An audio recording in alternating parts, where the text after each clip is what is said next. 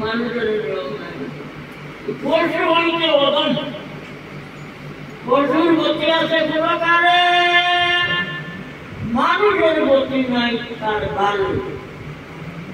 মানুষ আর হবে না মানব জনম, ভাঙবে মাথা পাশা নেই। এই জনম কত জনম বাদে গেলে 84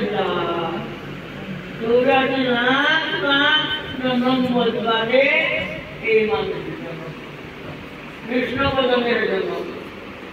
কৃষ্ণপদম না করিয়া আমরা পশুর সে অদম হয়ে গেলাম।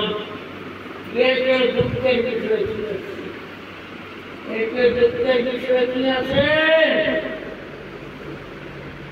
হরে কৃষ্ণ বলো তো বলবো বললাম।